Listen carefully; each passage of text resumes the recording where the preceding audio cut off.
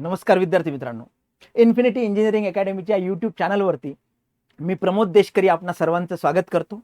461 जागांची RTO AMVI पदभरतीची जाहिरात आलेली आहे. 17 जुलै ही फॉर्म भरण्याची शेवटची तारीख आहे. विद्यार्थी मित्रांनो, तुम्हाला माहिती आहे की आयोगाच्या पॅटर्ननुसार सर्वात पहिल्यांदा तुम्हाला आयोगाच्या वेबसाईटवरती जाऊन तुमचं प्रोफाईल क्रिएट करावं लागतं, तुमचे डॉक्युमेंट्स अपलोड करावे लागतात आणि त्यानंतर अर्ज प्रणालीमधनं तुम्हाला अर्ज करता येतो. गट क च्या अंतर्गत ही एक्झाम मोडत असल्यामुळे तुम्हाला तुमच्या पात्रतेनुसार म्हणजे शैक्षणिक पात्रतेनुसार RTO AMVI हे पद म्हणजे हा संवर्ग तिकडे सिलेक्ट करायचा आहे. हे खूप महत्त्वाचं आहे. ओके, आणि तसंच कुठली कुठली कागदपत्र लागणार आहे हा अभ्यास इतकाच महत्त्वाचा विषय आहे.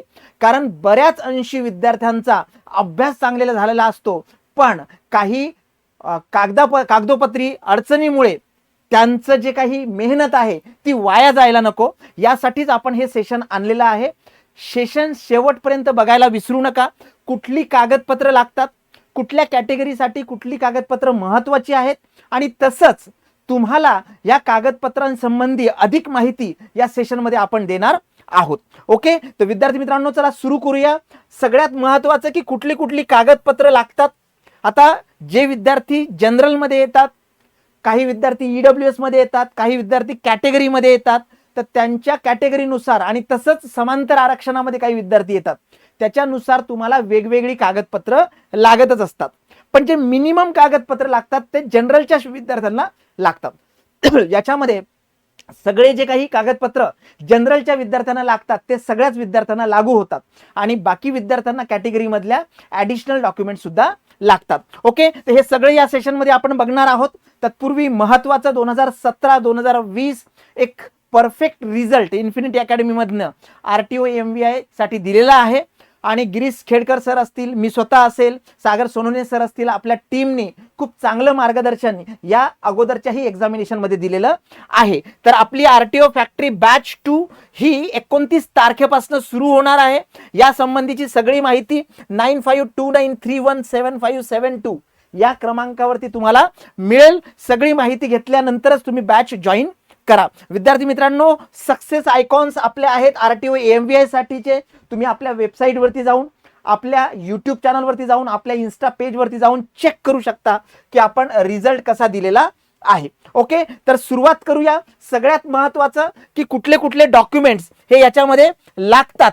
आता सगळ्यात महत्त्वाची गोष्ट आहे, जसं मी आता सांगितलं की जनरलसाठी सगळे डॉक्युमेंट लागतात, पण याच्यामध्ये बघा सगळ्यात महत्त्वाचं आहे पहिलं SSC म्हणजेच तुमचं जे 10वीचं आहे सर्टिफिकेट किंवा इक्वॅलंट तुम्ही जे काही केलेलं असेल ते सर्टिफिकेट लागतं. आता सगळ्यात महत्त्वाचं की आपल्याला प्रोफाईल तयार करायचा आहे आयोगाच्या वेबसाईटवरती जाऊन. हा प्रोफाईल तयार करण्यासाठी तुम्हाला महत्त्वाचं सुरू असलेला आणि जो भविष्यातही सुरू राहू शकणार असेल असा मोबाईल क्रमांक, ईमेल ID हे लागणार आहे. आणि तुम्हाला काय करायचं आहे, तुमचे डॉक्युमेंट्स हे अपलोड करायचे आहेत. तर डॉक्युमेंट्स अपलोड करताना ते PDF फॉर्मॅटमध्ये असले पाहिजे. तुम्हाला माहिती आहे PDF फॉर्मॅट काय असतो तो. याची कमीत कमी साईज जी आहे ही 50 KB इथपासून सुरू होते.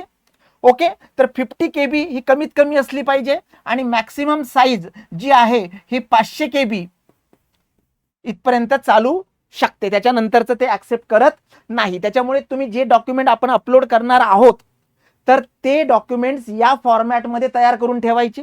ओके, म्हणजे सगळ्यात महत्त्वाचं लक्षात घ्या. पहिला पॉईंट आहे, जेवढे डॉक्युमेंटची लिस्ट आहे तुम्हाला लागणाऱ्या ते मी आता सांगणारच आहे. तर हे जे डॉक्युमेंट आहेत हे सगळे डॉक्युमेंट तुम्हाला PDF फॉर्मॅटमध्ये तयार ठेवायचे आहेत. त्यांची साईज 50 to 500 KB पर्यंत ठेवायची आहे. त्यानंतर दुसरी महत्त्वाची गोष्ट, फॉर एक्झाम्पल माझं कास्ट सर्टिफिकेट आहे.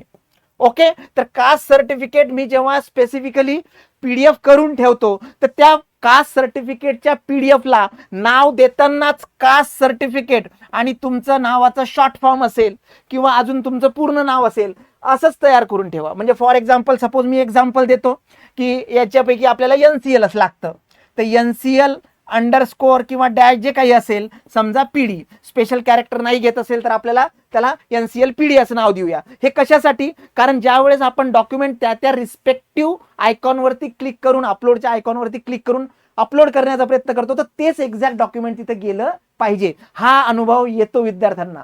तिथे असतो काहीतरी 10वीचं मार्कशीट अपलोड झालेलं असतं 12वीचं मार्कशीट. होतं हे, या चुका आपल्याला टाळायच्या आहेत. तर या पद्धतीने नॉमेनक्लेचर करून घ्या. तुम्हाला जे जे काही लागतं, कारण इथे मी सर्व डॉक्युमेंट दिलेले आहेत सगळ्या कॅटेगरीसाठीचे, पण तुमच्या कॅटेगरीला कुठलं डॉक्युमेंट लागतं त्याची एक लिस्ट तयार करा. म्हणजे फोटोच्या PDF पासनं किंवा फोटोच्या तुमच्या PNG फाईल पासनं, साईनच्या PNG फाईल पासनं सगळ्या फाईल्स तुमच्या ओके असल्या पाहिजे.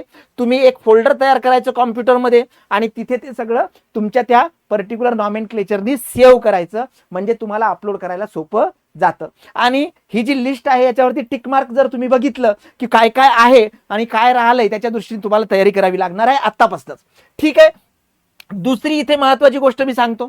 आतापर्यंत ठीक होतं की ऍडव्हर्टाइजमेंट आली नव्हती, आता ऍडव्हर्टाइजमेंट आलेली आहे.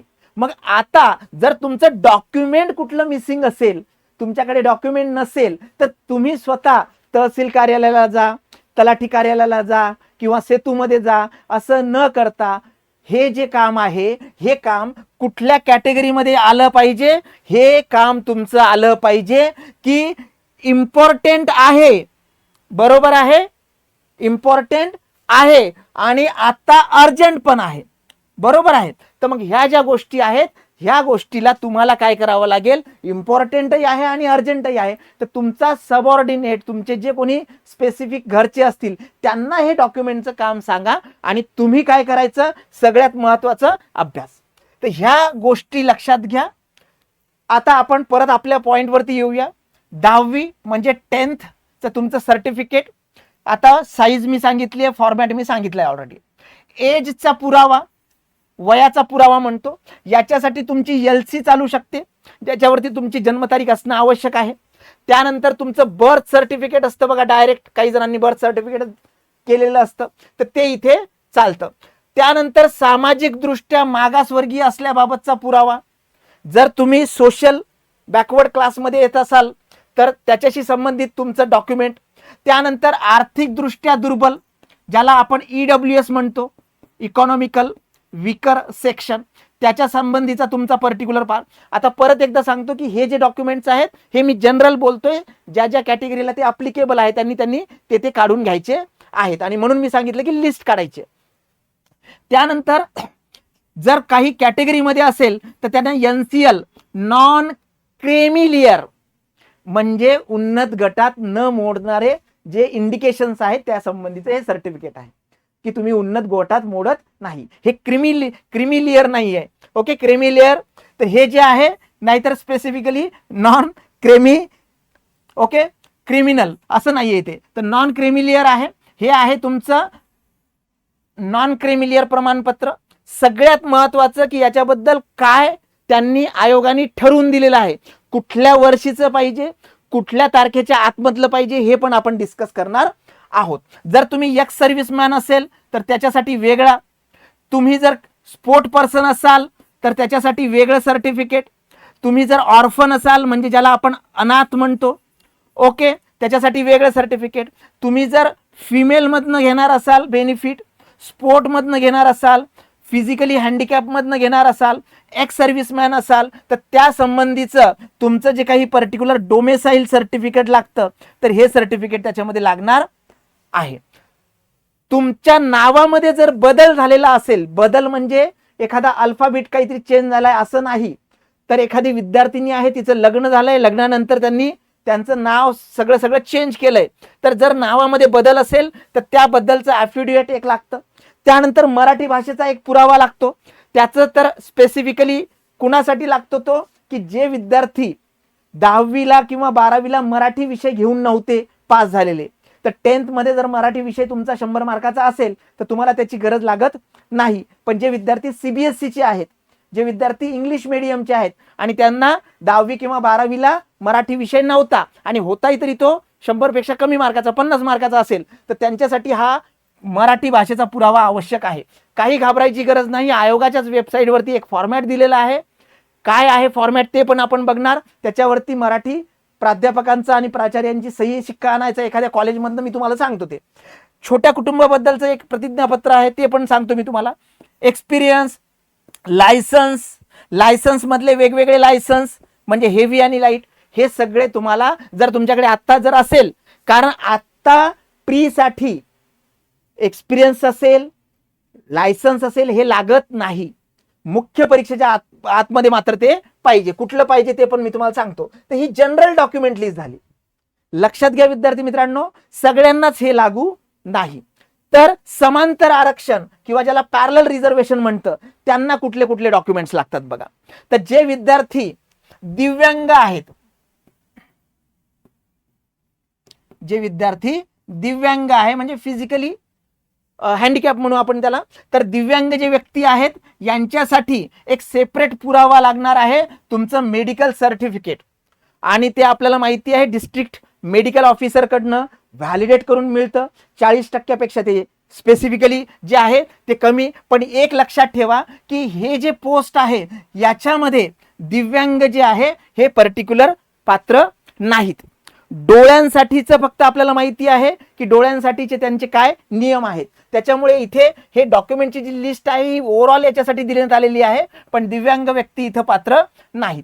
जे एक्स सर्व्हिसमॅन आहे त्यांच्यासाठी वेगळं स्पेसिफिक तुमचं डॉक्युमेंट लागणार आहे.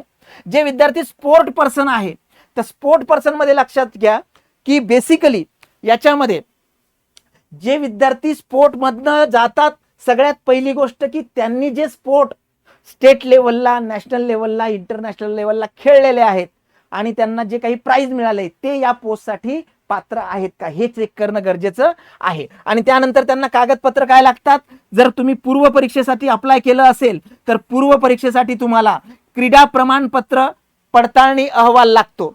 ओके, किंवा जे काही क्रीडा प्रमाणपत्र पडताळणीसाठी तुम्ही अर्ज केलाय त्याची पोचपावती ही प्रीला चालते, पोचपावती प्रीला चालते. पण मेन्ससाठी मात्र म्हणजे जेव्हा मेन्सचे तुम्ही फॉर्म भरता त्यावेळेस मात्र तुम्हाला ते अहवाल किंवा त्यांचा जो रिपोर्ट आहे तो कंपल्सरी लागणार आहे. जर अनाथ विद्यार्थी असेल तर त्यांच्यासाठी बेसिकली ऑर्फन जे काही इन्स्टिट्यूशनल असेल, नॉन इन्स्टिट्यूशनल असेल त्याचं सर्टिफिकेट लागतं. आणि बाकीचे हे जे काही पर्टिक्युलर जागा आहेत त्याच्यासाठी त्यांचे रिस्पेक्टिव्ह हे पर्टिक्युलर पॅरलल रिझर्वेशनसाठी डॉक्युमेंट्स लागतात. ओके, आता दुसरी महत्वाची गोष्ट बघा, डॉक्युमेंटचे 3 प्रकार असतात. याच्यामध्ये पहिला प्रकार असतो की ज्याला वन टाइम डॉक्युमेंट म्हणतो आपण, की एकदा काढलं की परत काढायची गरज नाही. 10th सर्टिफिकेट असेल, 12th आहे, एकदा मिळतं तुम्हाला. ओके, याच्यामध्ये कास्ट सर्टिफिकेट सुद्धा आहे. कास्ट सर्टिफिकेट वन टाइम, एकदा काढलं की झालं, संपलं. डोमेसाईल असेल, नॅशनॅलिटी सर्टिफिकेट असेल, हे वन टाइम काढलं तरी चालतं, त्याला रिन्यू करायची गरज लागत नाही. कास्ट व्हॅलिडिटीचं सुद्धा आहे आणि तुम्ही जे काही गॅझेट तयार करता ते पण आहे. आणि स्पेसिफिकली हे जे आहेत हे रिन्यू न करणारे लागणारी डॉक्युमेंट्स आहेत. पण दरवर्षी रिन्यू किंवा जे फायनान्शियल इयरशी रिलेटेड आहे, मग तुमचा उत्पन्नाचा दाखला असेल किंवा इकॉनॉमिकली विकर सेक्शनचं स्पेशल सर्टिफिकेट असेल, हे मात्र तुम्हाला रिन्यू करावं लागतं. तुम्हाला या एक्झामसाठी जे व्हॅलिडेट आहे डेट्स, आर्थिक वर्ष, त्याच वर्षाचं हे लागणार आहे. आणि साधारणतः नॉन क्रिमिलियर हे 1 वर्षाचंही मिळतं, 3 वर्षाचंही मिळतं. 1 वर्षाचं कधी मिळतं, जर आपण उत्पन्नाचा दाखला 1 वर्षाचा दिला आपल्याला 1 वर्षाचं नॉन क्रिमिलियर मिळतं. आणि आपण जर 3 सलग आर्थिक वर्षाचे उत्पन्नाचे दाखले सादर केले तर आपल्याला 3 वर्षाचा मिळतो. आता बघा, काही विद्यार्थ्याकडे काय असेल तर काही विद्यार्थ्याकडे 2026-27 या आर्थिक वर्षासाठीचं जर NCL असेल, ओके, आणि ते फॉर्म फिलिंग करायच्या अगोदरच्या डेटचं असेल तर इट्स ओके. आणि काही विद्यार्थ्याकडे असंही असू शकतं की मार्च 2028 पर्यंत व्हॅलिड असलेलं नॉन क्रिमिलियर NCL आहे, ते पण चालेल विद्यार्थी मित्रांनो, कारण हे आर्थिक वर्ष त्याच्यामध्ये बसतं. तर ह्या गोष्टी महत्वाच्या आहेत. आता 1 बाय 1 आपण स्पेसिफिक डॉक्युमेंट्स वरती जाऊया. सगळ्यात पहिले कास्ट सर्टिफिकेट.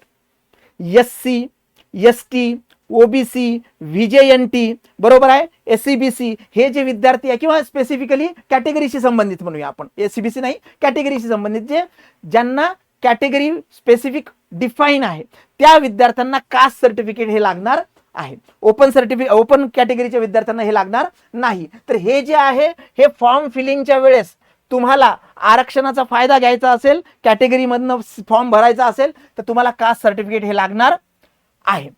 ओके, त्यानंतर सेकंड आहे तुमचं नॉन क्रिमिलियर सर्टिफिकेट. बऱ्याचदा एकाच सर्टिफिकेटमध्ये वरती पार्ट A हा तुमचा कास्ट असतो आणि खाली पार्ट B हा NCL असतो. बघा इथे पार्ट ए हा कास्ट सर्टिफिकेट आहे आणि हे नॉन क्रिमिलियर सर्टिफिकेट आहे.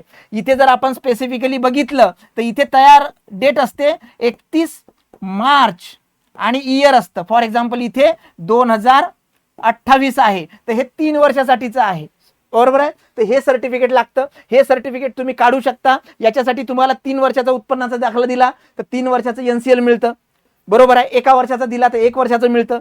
कास्ट सर्टिफिकेट त्याच्यासाठी लागणार आहे तुम्हाला नॉन क्रिमिलियरसाठी, कारण त्याच्यासाठी तुम्हाला लागतं. आणि त्याच्या व्यतिरिक्त तुमचं राशन कार्ड असेल, आधार कार्ड असेल, काही जणांचं पॅन कार्ड असेल तर त्याच्यावरनं हे स्पेसिफिक सर्टिफिकेट मिळतं. जर नसेल कुणाकडे तर ते काढून घ्या.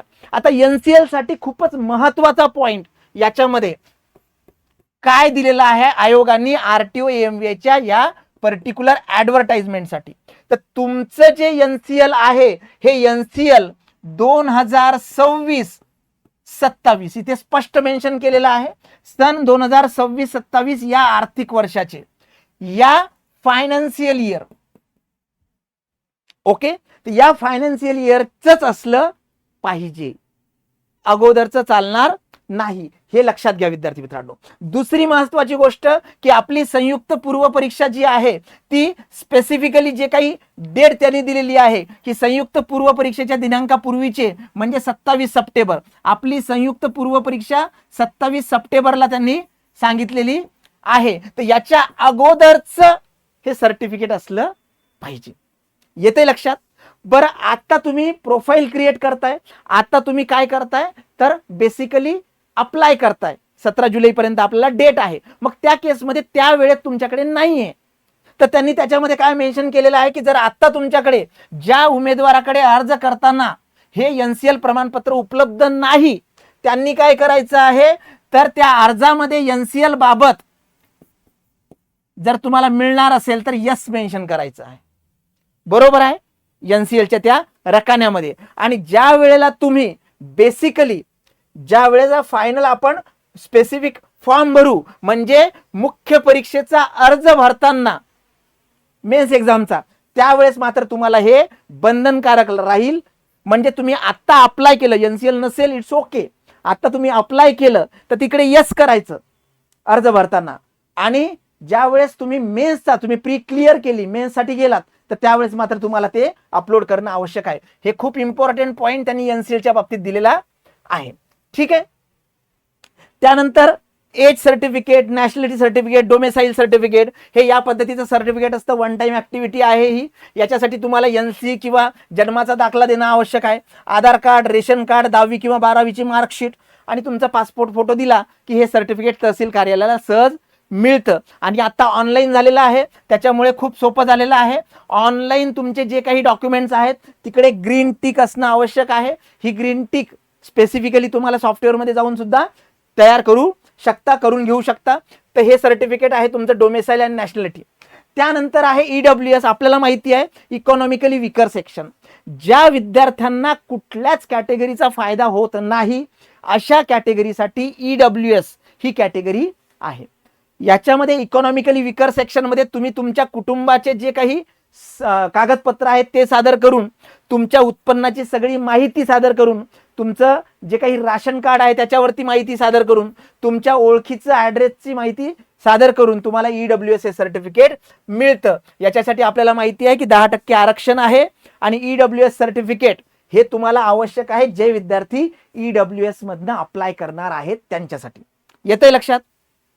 ओके. हे राज्याचं ईडब्ल्यूएस सर्टिफिकेट आहे. याच्यामध्ये डेट सुद्धा मेन्शन असते की कुठल्या फायनान्शियल इयरसाठी आहे, त्याच्यामुळे व्हॅलिड असणं गरजेचं आहे, ठीक आहे. त्यानंतर बघा कास्ट स्पेसिफिकली व्हॅलिडिटी. आता ही सगळ्यांनाच लागते का? नाही. तर ज्या पर्टिक्युलर कॅटेगरीसाठी त्यांनी डिमांड केलेली आहे त्या कॅटेगरीसाठी ही कंपल्सरी लागते. आणि बऱ्याचदा असंही होतं कारण कास्ट व्हॅलिडिटी ही सहजासहजी निघत नाही, काहीतरी कारण लागतं. फॉर एक्झाम्पल एखादा निवडणूक लढवतोय, एखादा इंजिनिअरिंगला जातोय विद्यार्थी, आता तुम्ही सगळेच इंजिनियर आहात पण काही स्पेसिफिक तुम्ही तिथे जर असेल तर त्यावेळेस तुमच्याकडे व्हॅलिड कास्ट व्हॅलिडिटी असणारच आहे. याच्यासाठी डॉक्युमेंट्स वगैरे तुम्हाला माहिती असेल, जर नसेल माहिती तर तुमच्यासाठी कास्ट सर्टिफिकेट आहे, बर्थ सर्टिफिकेट आहे, आधार कार्ड आहे, रहिवासी दाखला आहे, फोटो आहे, वंशावळ वगैरे तुम्ही कदाचित नाव ऐकलं असेल, कोटवार बुकाची नक्कल असते. तर हे सगळे डॉक्युमेंट दिल्यानंतर तुमची कास्ट व्हॅलिडिटी तुमच्या होम डिस्ट्रिक्टवरनं निघत असते. ओके, येते लक्षात. आता गॅझेट राजपत्र किंवा ज्याला आपण स्पेसिफिकली म्हणतो की आपल्या नावामध्ये जर बदल झालेला असेल, विद्यार्थिनी असेल, तर त्यांनी हे करणं अपेक्षित आहे. आणि त्या पर्टिक्युलर मेनली बऱ्याचदा लग्न झाल्यानंतर नावं चेंज होतात, तर ते करून घेणं. आता याच्यामध्ये हे लक्षात ठेवा की बेस्ट वे हा असतो की तुमच्या अगोदरचे जर डॉक्युमेंट सगळे असतील, कारण तुमची शाळा 10th 12th ग्रॅज्युएशन हे लग्न अगोदरचं जर असेल तर डेफिनेटली त्या केसमध्ये तुमचे नावं वडिलांच्या नावाशी जोडलेले गेलेले असतात. आणि अशा वेळेस जर त्याच डॉक्युमेंटच्या बेसवरती तुम्ही प्रोसीड केलं तर ते फायदेशीर होतं. नाहीतर एक गॅझेट करायचं, ते सगळं तुमचे नावाने स्पेसिफिकली ज्याला काय म्हणतो आपण की ते कम्पेटेबल होतं. त्यानंतर जसं मी मगा सांगितलं, मराठी भाषा ज्या विद्यार्थ्यांनी CBSE पॅटर्न मधनं एक्झाम दिलेली आहे किंवा ज्या विद्यार्थ्याला मराठी भाषाच नव्हती स्टडी करताना, त्या विद्यार्थ्यांसाठी आहे हा फॉर्मॅट. आयोगाच्या वेबसाईटवरती अवेलेबल आहे. तो प्रिंटआउट काढायचा. जे विद्यार्थी ज्यांचं मराठी भाषा ऑन पेपर दिसतं, पेपरला महत्व आहे, ऑन पेपर दिसतं त्यांच्यासाठी गरजेचं नाही. पण ज्यांच्या जी CBSE आहे मराठी भाषाच नव्हती अशा विद्यार्थ्यांनी याची प्रिंट काढायची.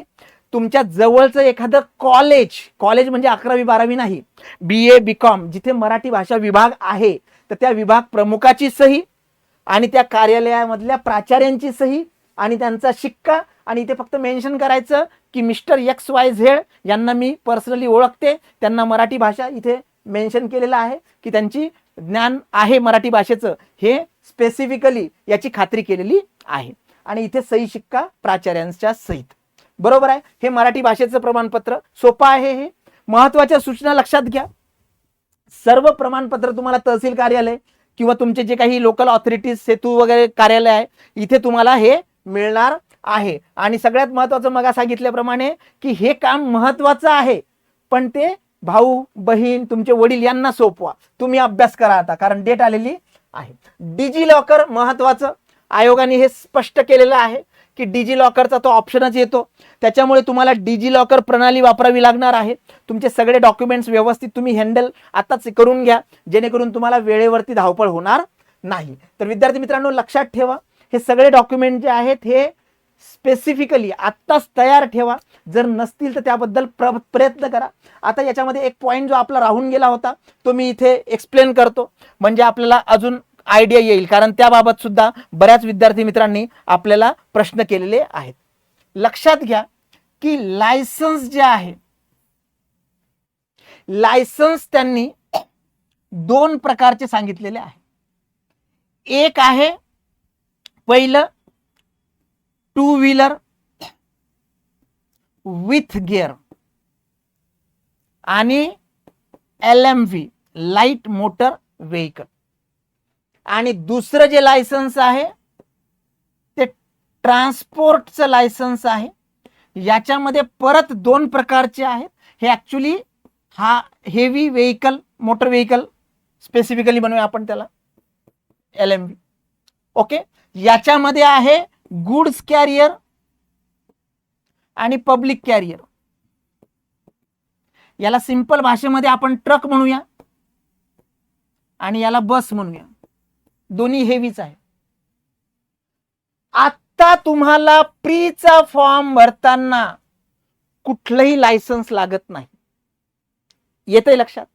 पण तुम्ही जेव्हा मेन्सचा फॉर्म भराल, जेव्हा मेन्स साठी पात्र व्हाल आणि मेन्सचा फॉर्म भराल, तेव्हा तुम्हाला हे लायसन्स गरजेचं आहे.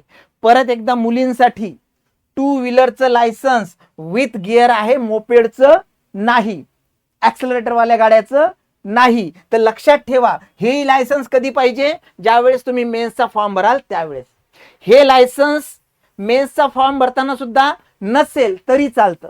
मग तुम्ही म्हणाल सर हे काढायचं कधी, तर जर तुमचं फायनल सिलेक्शन झालं, जर असेल तुमच्याकडे वेल अँड गुड, पण नसेल तर ज्यावेळेस तुमचं फायनल सिलेक्शन होईल त्यावेळेस डिपार्टमेंटला जाऊन सुद्धा तुम्ही त्यावेळेस ही प्रक्रिया करू शकता. तर विद्यार्थी मित्रांनो लक्षात घ्या, हे लायसन्स बद्दल क्लिअर ठेवा, येते लक्षात. आणि तसंच काय आहे, तसंच आपल्या एक्सपिरियन्स बद्दल आहे. तसंच काय आहे तर आपल्या एक्सपिरियन्स बद्दल आहे. आता एक्सपिरियन्स गॅरेजचा नसेल तर काही प्रॉब्लेम नाही, इट्स ओके. ज्या वेळेस तुमचं फायनल सिलेक्शन होईल, तुम्ही डिपार्टमेंटला जाल, त्यावेळेस ट्रेनिंग पिरियडमध्ये आयदर डिपार्टमेंट करून देईल किंवा तुम्हालाही करता येईल. त्याच्यामुळे काळजी करू नका. एक्सपिरियन्स आणि लायसन्स बद्दल काळजी करू नका. आता फोकस करा तुम्ही अभ्यासावरती.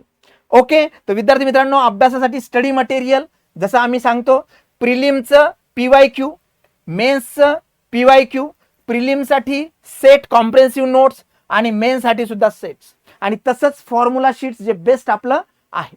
तर लक्षात घ्या, हे सगळं स्टडी मटेरियल अवेलेबल आहे आपल्या डिजिटल प्लॅटफॉर्मवरती, आपल्या ऑफिसेसमध्ये. त्याच्यामुळे तुम्ही संपर्क करू शकता. बॅच 29 तारखेपासून सुरू होणार आहे, त्याच्यामुळे तुम्ही वेळ गमवू नका. आता तारीख आलेली आहे. आता आपल्याकडे कारण राहिलं नाही की ॲडव्हर्टाइजमेंट आली नाही सर, बघू आपण. तर नाही विद्यार्थी मित्रांनो, तुम्हाला जर खरंच करायचं असेल तर डे 1 आज कन्सिडर करा आणि इथपासून अभ्यासाला लागा. Thank you so much.